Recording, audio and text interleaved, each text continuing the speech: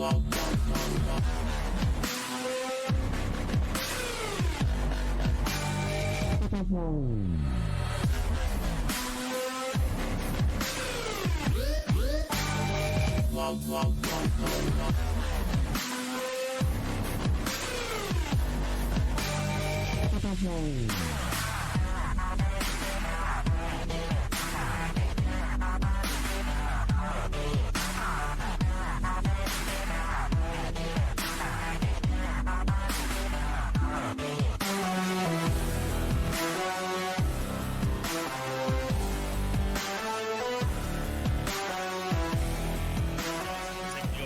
a slight misstep up to the top. He's a Cataclysm. It's going to come down.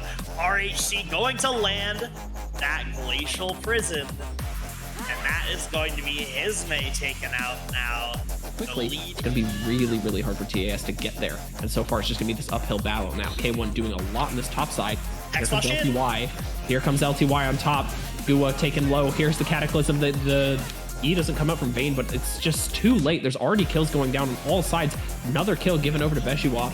Double kill picked up. Those are both dead in the bot lane. And that just looked clinical. It looks so easy. Yeah, but he's walking into what might be a 3v2, but it's actually a 4v2. Oh my goodness, LTY goes down so fast as Master Yi Alpha strikes onto the backline. Destiny's going to come in, Ismay is here, but damage coming out from Church of Alfonso is too much. Master Yi falls, Swain falls, Kaisa falls, and Twisted Fate has to retreat from Cold Blaster, freshly teleported in that move speed.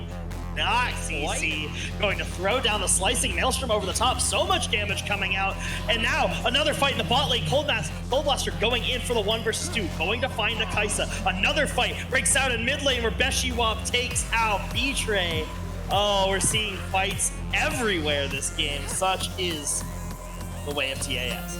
Yeah, and then we're keeping on that 1 kill a minute right now for Church of Alfonso, the only person. Ultimate, it is certainly possible. Destiny popped, looking for an angle. K1 CC's in there. Dragon goes down, Soul over to COF. Slicing Maelstrom finds 3, but the damage isn't there to follow up. Master Yi is going to drop. Kennan's going to drop. Kaisa's going to drop. Swain is going to drop. And finally, Twisted Fate is going to drop a clean 5-0 fight for Church of Alfonso. Taking the Soul. He's going to walk over, taking the Baron.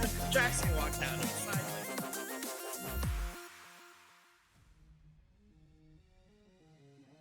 Welcome, everyone. Game 5. We are Church of Alfonso versus TAS Team Asworth. This has been a roller coaster of a set so far. Trading games back and forth. No reverse 3. None of that. Just 2 teams having a good back and forth.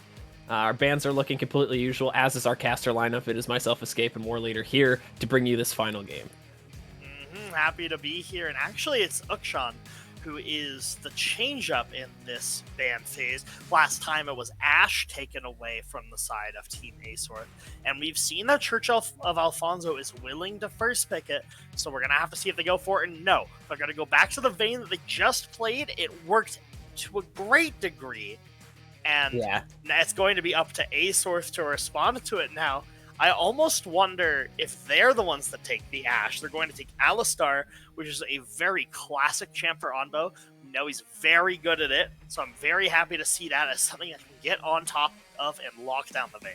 Misfortune is such an easy champion, and it's hurting both of these teams' drafts that they cannot just take it. She's so powerful right now. She's absolutely just overtuned is the only word for it. She's ridiculously strong, and they're not going to take that. Instead, they're going to go for the TAS Classic. Let's go for big ultimates. Let's go for big engage, and they're going to take that Samira instead.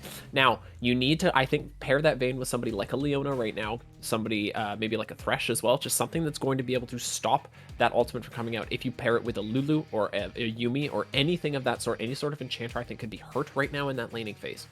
You have the Alistar picked up right now for Asworth, which is a really good in already. They already have a lot of their good compositional pieces, and then we see the Jarvan as a response. Yeah, and I really like Jarvan as a response. Paytime's Jarvan is very consistently good, and I'm just happy to see that in the clutch, they're going to go back to what works. And Paytime's Jarvan and Beshiwap's Vayne are both things that have worked this series. Now, Asworth has also gone back to things that have worked in the past. Alistar Samira is a good classic for Asworth. Now, continuing with the trend of going with things that you know work. LTY's Thresh had a huge performance early in the series, even though it wasn't involved in a win. Now, Samira's Blade Whirl can block the death sentence from Thresh, but I still think it's a really solid pick. Yeah, no, absolutely.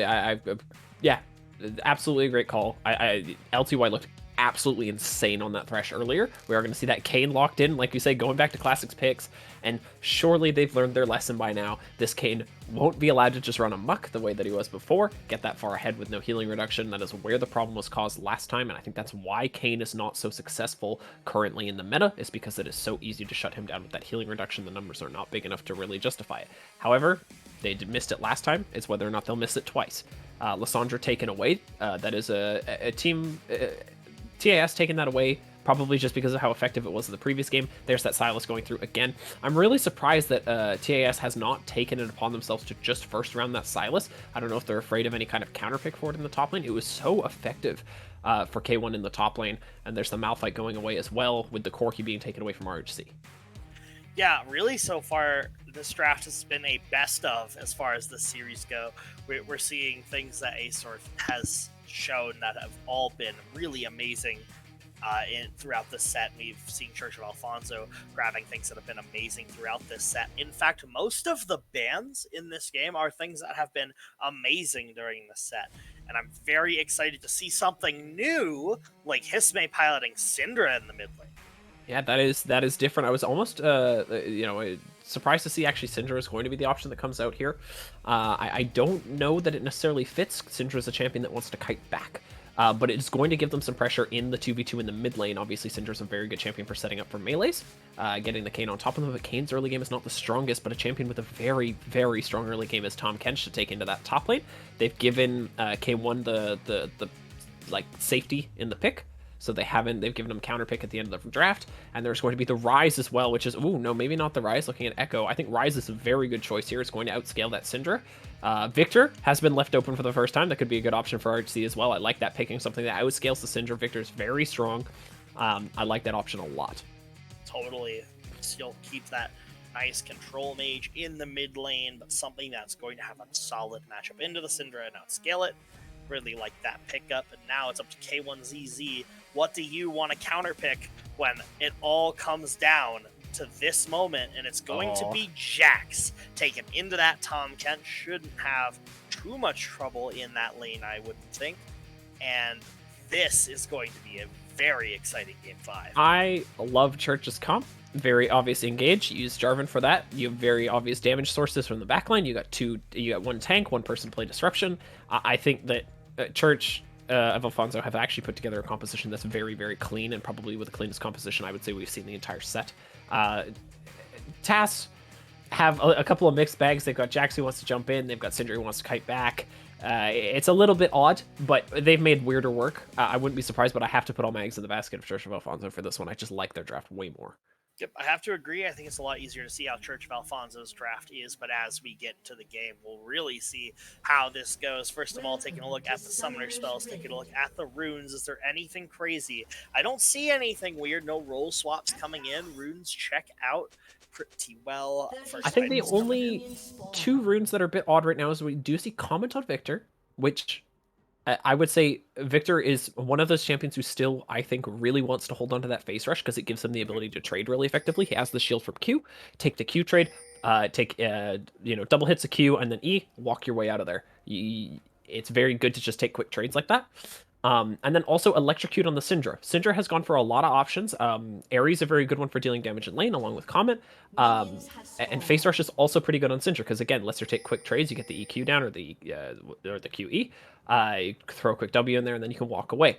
Both of those champions, as a result, are going to be very immobile when it comes to later team fights, and it means that they're going to have to take more heavy engages during their trades. Syndra less so because she has the CC. But that actually could tell us a lot about how these guys are planning on playing the mid lane. But I would agree with you. Outside of that, there's nothing really huge here. The Conquer would indicate that Beatray is going to be going Red Kayn again, which is, follow suit. It's about what they want for the comp. Absolutely need Red Kayn to both be really tanky and to start ripping through these bruisers, tanks, and Tahm Kench and Jarvan and Thresh. So that coming online is going to be critical for the success of TAS in this game. And the last time we saw this Kane, it was an absolute menace. So I'm excited to see how this one unfolds. Going to be starting pretty similarly, both going to be starting on their top sides of the jungle. I imagine both of them are probably going to full clear this top side. Yep, and that will be so as the Kane moves from the Raptors up to the Krugs, and the Jarvan makes his way down, clearing over the Wolves, and is going to continue on that clear path. There's a lingering caster minion, as we do see an engaged top lane. I don't think this will result in too much, although a lot of damage from K1, but there's a lingering caster minion on the bottom side, which means that this level 2 is given. Great read from LTY. We can see this coming from a mile away. The flash has to be burnt from Gua to try and get away, but that one caster minion means that it is not possible for TAS to push for level 2, and level 2 is crucial in this lane. If we see Alistar and Samira grabbing that level 2 first, the engage is free, but now, because that one single caster minion, there's 4 casters left after the second wave, they aren't able to pick up the level 2, and now they're going to get zoned off of XP. They're going to have to farm under tower, and that is a good bit of wave management from Beshiwap and LTY to get themselves an early lead. Yeah, really nice to see that early lead coming down. We're seeing it manifest in terms of CS and in terms of HP bars in that bot lane so far. Looking across, though, rest of it's pretty even, but we see that Paytime is looking for an opportunity to find Hisme early in this one. Ooh. Everybody from the bot lane has come up. Flag Drag's not going to find it. Flag Drag Flash doesn't quite get there. Hisme is going to flash in response, keep it safe, make sure that LTY doesn't have a chance to land the God Hook on you. And overall, it's a lot of resources actually being sent the way of mid lane only for a flash. We'll have to see how that works. I don't think the bot lane missed out on too much. And it looks like there's going to be a 3v2 going on in the mid lane right now as B-Tray tries to get in on RHC, going to flash forward, not quite find it straight, flashes traded. Paytime has arrived, and first blood will go over to RHC's Victor. LTY with a beautiful flash death sentence to sentence the death of Hisme, who now falls as well. And there's no flash on that Syndra. Going all the way back to that initial 4-man roam, I think that was a bit too much from the side of Church of Alfonso. They didn't need necessarily the Vayne to come up as well. Maybe not feeling comfortable in that lane alone, but picking up the XP is important. Great scatter the weak and a flash to get Hisme out of there. The problem is this follow-up is too aggressive. They don't have the vision. The bot lane is missing. They don't know where Jarvan is. They don't know what camps he's taken, so they can't guess where he is, and it turns out that he's in the mid lane ready to counter. And I say that now, Jarvan has found his way top lane, and it really looks like it's just going to be for the assist onto K1. There's no way he's going to find his way out of here, just taking a couple extra CS. And Paytime is going to pick up that second kill. It is now 3-0 in favor of Church of Alfonso, and I was saying how volatile this early game is. What a great choice to pick up the Jarvan in response to that, because early game has been so important, and Jarvan just stomps that part of the game.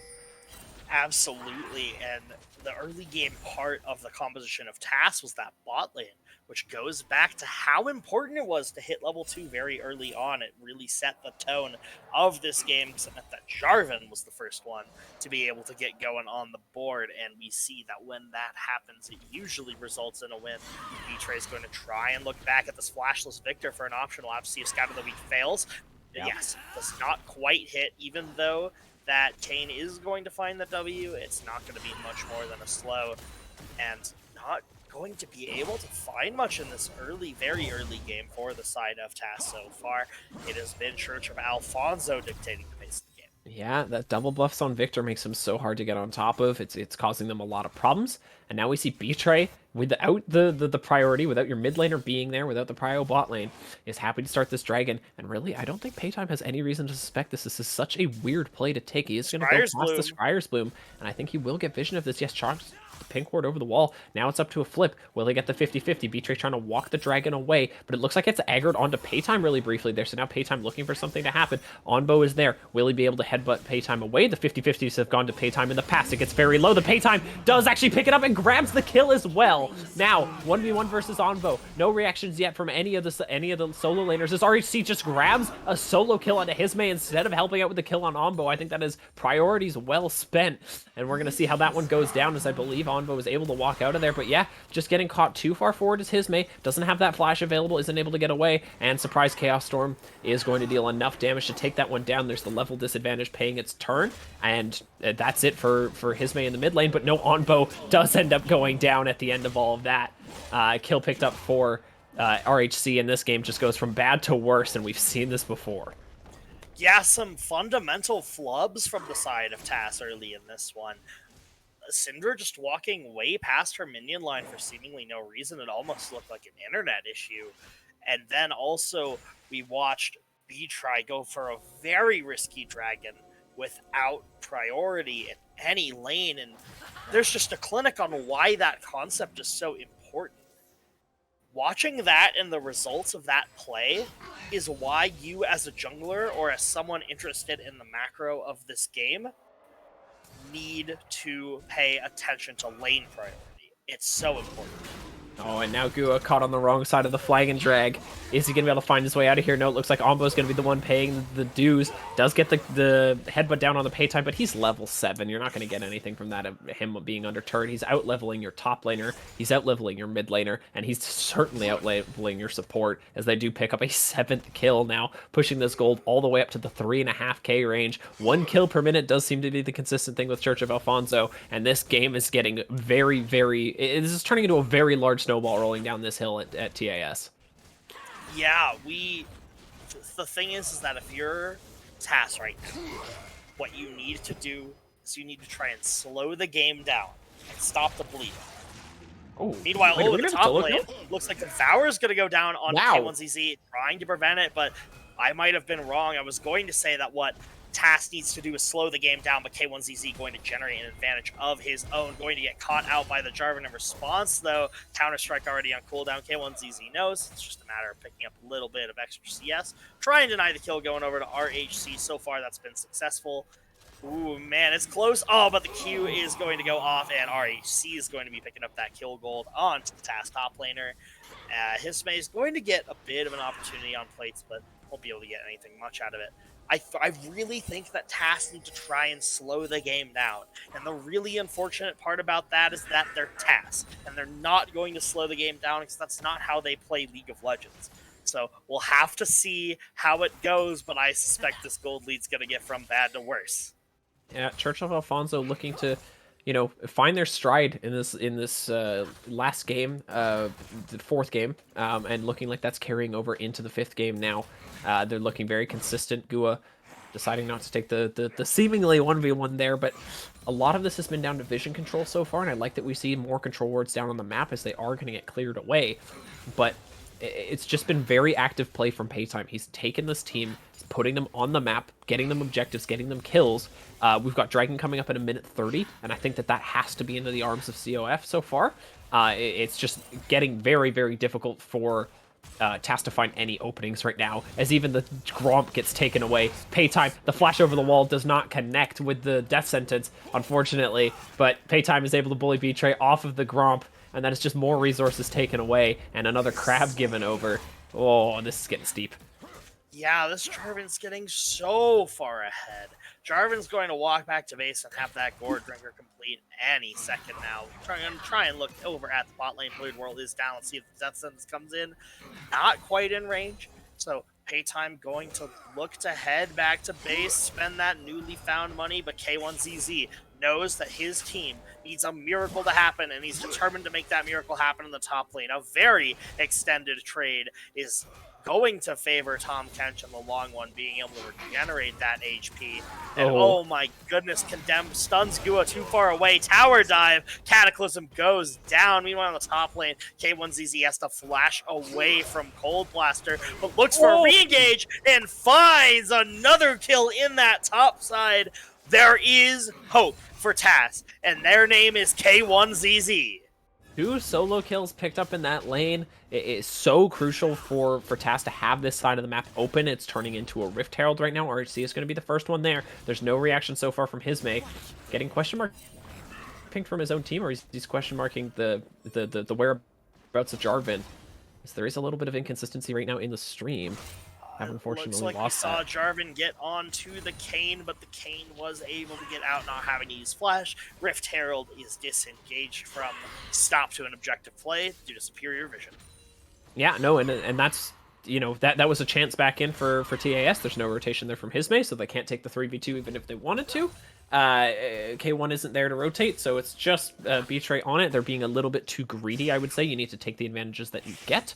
when you're this far behind, and they do not rotate that into Herald, and now they're dealing with the fact that Ocean Dragon is up. RHC is taking the reset, but does have TP available. I don't see this going in favor of TAS, but they're going to be there. Being the first ones on the Drake with the current man advantage is a good start. His mate getting chunked, B-Try getting hooked is not, though. B-Tray going to have to use that Umbral Trespass to try and stay alive, and who's going to get the Drake? It's going to go over to a Kayn auto attack, as the Kayn is the next one to fall. Victor, big shutdown going over to Cold to K1ZZ's Jax. Jax jumping in, trying to find angles, but the HP bars are favoring Church of Alfonso. Paytime, Gore Drinker's busted, going to keep him alive, dealing so much damage. K1ZZ has to try and walk away from the plethora of Church of Alfonso players, as Hisme is going to be caught out by Jarvan, Flash, Flag, and Drag. Going to get body bagged. The Thresh death sentence barely misses. K1ZZ able to get a kill and get out. TAS are able to get a dragon, but the gold is still swinging so hard in the favor of Church of Alfonso. And the hero finally appears on the other end of the map. K1, the key to victory in the first game. K1 seemingly to be the key to victory in this one. And he was so close to picking up so many kills. But as you say, Gore Drinker finished. Gore Drinker's broken. Able to heal that HP back up. No threat to be seen. And K1 unable to pick up that extra kill that would have been a huge shutdown, and a big Jax could have actually made a big difference in this game. He is going to take the 1 kill onto the 4-0 at the time Victor, which is obviously still a big shutdown. A lot of gold in pocket, hasn't recalled to take it yet. And that is meaningful. It does mean that they're going to have side lane pressure, and that is a good way to slow this game down and get yourself back even. The consistency of TAS has been that they're able to CS better. They're able to lane better. They're finding better gold opportunities, fewer objectives, but they're able to keep themselves even for longer. So this is a good way to do it, is get some side lane pressure, force more people up to deal with K1, and if he can continue to live, this will be very good for them. Absolutely. And as this game 5 progresses, we're really starting to see a storyline as we go into this mid lane. Paytime is massive. RHC, a lot of gold under the belt. It's B-Tray and Hisme. The counterparts are so far behind, and we're going to see that occur right in the mid lane. There's nothing more Cinder can do to get out of that. Superior vision game is favoring Church of Alfonso so far. An attempted catch onto the Tom catch is going to be thwarted by the Abyssal Voyage. And K1ZZ is still finding success in that top lane, but B-Tray is not finding any success anywhere on the map so far in this jungle position, and Paytime is trying to go up to the top lane to put a stop to this Jax. Yeah, and the engage does happen in the top side now. K1 surely must know that Paytime is here. Is he going to be able to find his way out? No, there's the Devour, gets spit out directly into the Flag and Dragon. There is the one gleaming hope for the side of TAS, taken down by that massive Jarvan. RHT is ready for the Rift Herald. The pressure in the bot lane did not come through. They were looking for something on the side of Church of Alfonso to maybe get on top of Gu on Onbo, but instead, they're just going to get on top of B-Tray on his blue buff. Nothing doing here. No reaction available. There's the hook that comes through. The ultimate has been actually popped from Beshiwap. He should be able to take that lantern before the ulti comes down. No, was stunned up and has to walk away. Now, 4v2. Are Beshiwap and LTY going to be able to make their way out of here? They do decide to split, and that is Scuttle Crab gained. No flash is burnt. Nothing really gained. Yeah, actually, Onbo tried to find an engage using the flash. Doesn't find it, but LTY does! Beautiful death sentence will condemn Hisme to a death at the hands of RHC on the Victor. Herald's going to take down the first tower, and with a large grouping of Church of Alfonso members in that mid lane, the next one is sure to fall soon. 600 gold picked up for this inner turret. Here it comes. Watch it spread. Amongst the team members, there's more gold going into each of these blue team's members. Gua? No.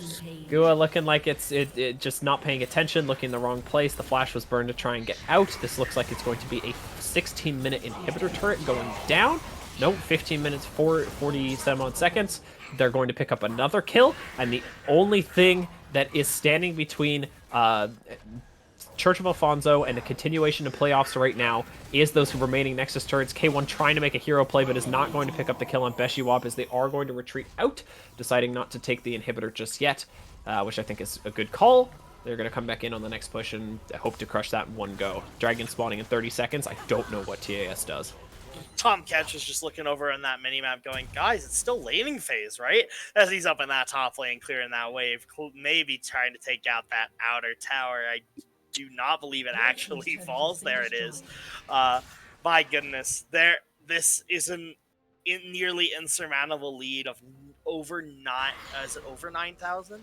Yes, it is over 9,000 gold at 16 minutes for the side of Church of Alfonso, and I don't know what you can do as TAS. They've grouped up the mid lane trying to get something on the map, but it doesn't matter. The members of the Church of Alfonso are here to take you all out. Playtime looking for an angle. Tom Kench looking for an Abyssal Voyage. And it actually looks like with the arrival of Betray, they're going to back off. They understand the lead that they have. They don't need to make any sort of desperation play. Beshiwap is securing that Infernal Dragon for your team, so I understand they don't want to take the risk. K1ZZ did have teleports available, and Vayne was not there. So a safe play from the side of Church of Alfonso, nets them just a drink. Yeah, and that's really all you need right now. Is just get those permanent scaling buffs. The gold really isn't there. If you give any kills over, it's not very good. I say that as kills start to go over here. Betray surely will be caught out as we have a kill in the top side, or a fight in the top side sure to happen. It's going back and forth. It's really hard to say because Tom Ketch can obviously get so much of that health bar back, but it looks like K1 barely winning this trade until that gray health decides to kick in. Now decides to take the re-engage, is stunned up, can't put the shield down, and that's why it matters. But now Paytime going in, immediately blowing up Gua. There's nothing left there. Onbo still has the tankiness of the Alistar ulti, but that's going to be the only thing saving him so far, as Paytime does decide to pursue his man on the top side of the map. Onbo trying to find his way out of there, but can't survive the damage from the Luden's Echo, and that is another kill over to Church of Alfonso as they start to wail away at that inhibitor. Beshiwap pushing into the bot side. It looks like Paytime has decided that, you know what, Hisme, I'll give you the express TP back to base, but no, Hisme is able to disengage. We do see the tower dive now starting. The Q flash taking him down underneath the second tier turret. There's going to be another tower falling in the bottom side. And where is TAS for this? They're all in Fountain. They're all respawning. And the minions are too much. The champions are too much. This game is too much. Yeah, it's really hard to find an angle. If you look at everyone except K1ZZ on the side of TAS right now, they are a combined, what is that, 0, 19, and 3. It's a rough game for the side of TAS as Church of Alfonso are stepping confidently towards their next playoff series, going to show that even though they dropped 2 games to TAS, it is because it was for a good reason. But Church of Alfonso is the better team at the end of the day, and we'll have to see as this game continues if they can convert this lead, but so far, it is one of the most dominant leads I've ever seen. Yeah, it's going to have to be a really big stumble for TAS to try and find some way back into this, and they really have not been trying to play that pick game. They haven't been able to get the vision down to try and find those opportunities to catch one person out. Obviously, they have Syndra, who's great at finding those picks.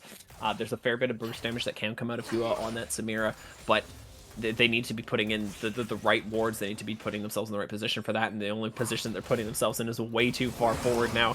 Gua getting caught out in the mid lane, the double knockup from the Alistar. Gua is trying to stack up that ultimate, but really it's not going to do that much damage. You're facing Cold Blaster at LTY, and you're getting out damaged by the Tam Kench and the Thresh. Meanwhile, the damage is huge for Beshiwap in the top side.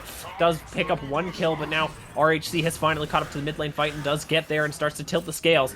Finally, Onbo has made it to the top lane fight to try and disengage from Betray, who had no idea that mid lane fight was even happening, and does dive into the waiting arms of Church of Alfonso, and Hisme is wondering where his team went. Yeah, Hisme is just, clearing bot side, not looking at the map, ignoring that teleport summoner spell. It's nothing to him as, unfortunately, these towers in the base, these inhibitors are going to start to fall, and there is nothing TAS can do to stop. I think that if Church of Alfonso were to go for it, they could end on this push right here. Yeah, they're looking for some record-breaking speeds at the moment. Oh my lord, Gua just gets completely deleted there by the hook from LTY, and the Death Ray living up to its name as Onbo also falls. Death Sentence going wide of K1 as one inhibitor, the only one to go down. Surely the mid will follow, but it's at this point, Church of Alfonso simply playing with their food. There's really no way that they can drop this game. This is one of those ones that would have been over at 15 minutes in a normal, but it's surviving to this point in the game because of the competitive integrity, and I really have to give the props over to TAS for staying in this one, putting in the effort. They don't want to go down. Never say die is really the attitude that we've seen from them.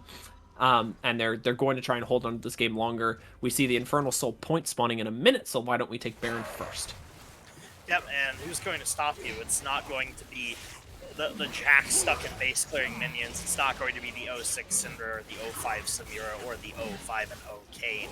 It is going to be absolutely no one stopping them as they march towards victory, and the first step is this Baron. They're going to take their recalls. They've gained so much gold, and now, going back to base to spend it, it's going to be probably at this Infernal Drake, knowing... Oh my goodness, Anvo denying his jungler a Gromp. I hate you, Anvo, as a jungle player. I can't. Some sins cannot be forgiven. The jungler feels the jungler, and his man K1 trying to desperately deal with these super minions, who are honestly pretty good adversaries for them given the point in the game. Gua caught up way too far forward, does decide to just kind of count his blessings there, goes down to RHC. Dyslexia was hitting me there. They're going to rotate onto Dragon. Dyslexia or not, I don't think that too much of the wordplay is going to get them out of this game. They just trying to hold on for CS numbers. They're hoping and praying for some sort of miracle. It is kind of up to Church of Alfonso to kind of put them out of it at this point. They're just, the longer this game goes, really the more far ahead they're going to get. Victor and Vayne scaling phenomenally into the later stages of this game.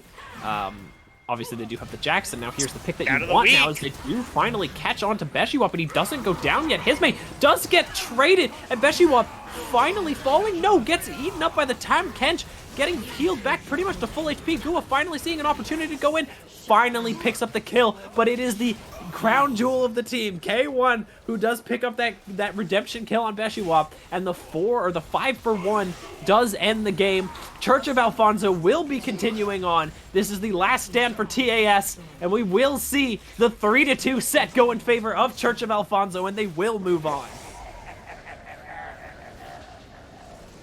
What a game from the side of Church of Alfonso. Looked a lot more like games 2 and 4 than 1 and 3, as they got out to a dominating lead and a dominating finish, never taking their foot off the brakes in this one. Yeah. We got to give the props to Paytime. Huge kill participation, was all around the map, set up every single lane for success. There's a huge amount of that goes on the back of that. Jarvan, RHC getting those solo kills in the mid lane were very, very good.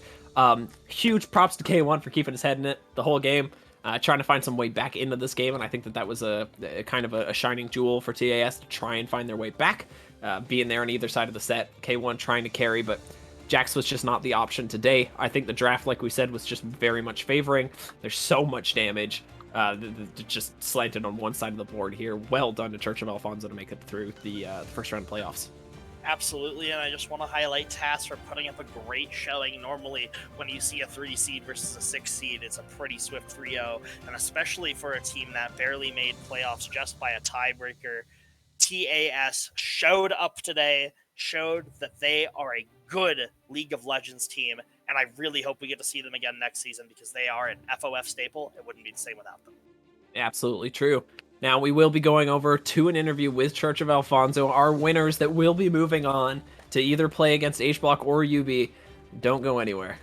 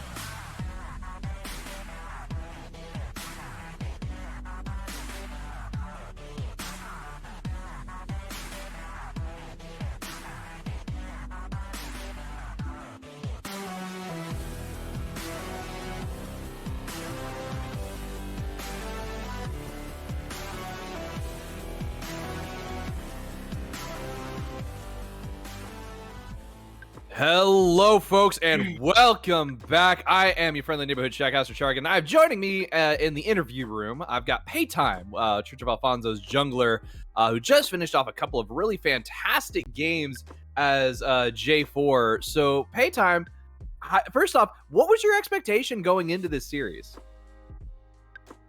I'm not gonna lie, man. Didn't think it was gonna be like this.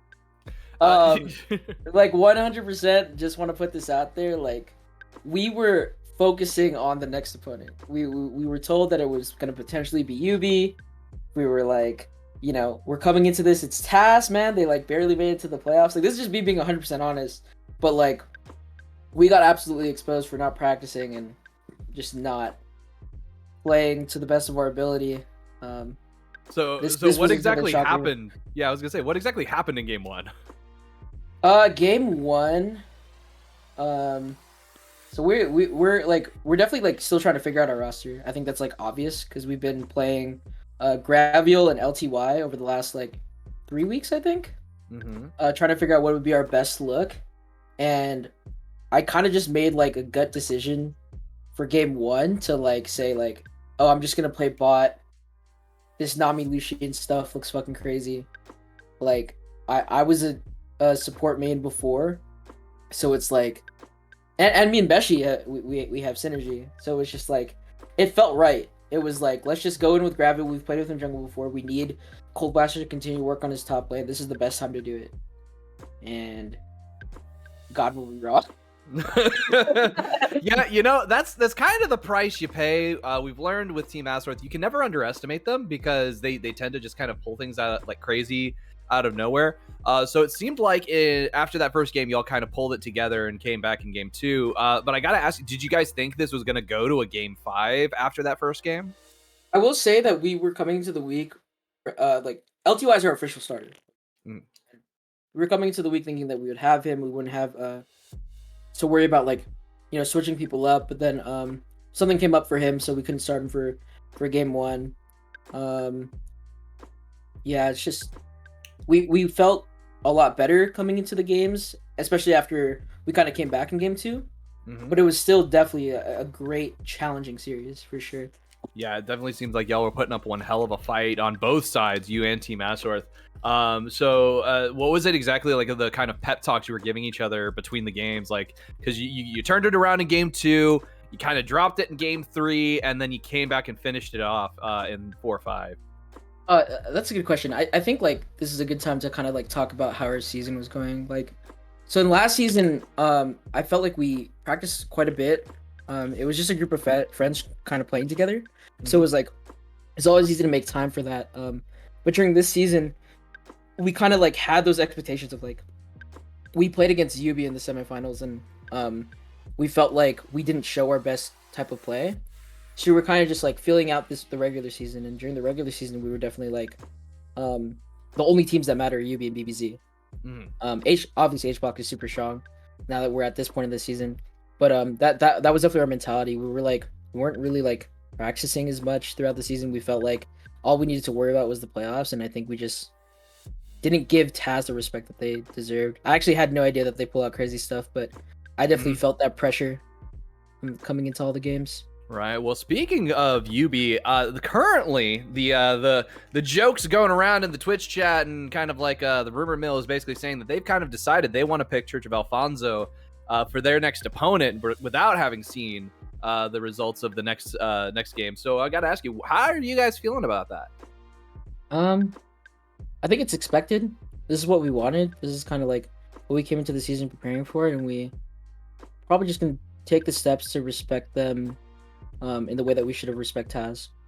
Not that we weren't. That was obviously always going to be the case, but we know we're not at our peak yet, and we know we could play better. So we want to show that, especially against UB. We always felt like that they were the team that kind of like were that were actually able to like expose our weaknesses, and we want to consider what they've kind of taught us throughout the season, and then we kind of want to just like put it all together and see what we could do against them this time around.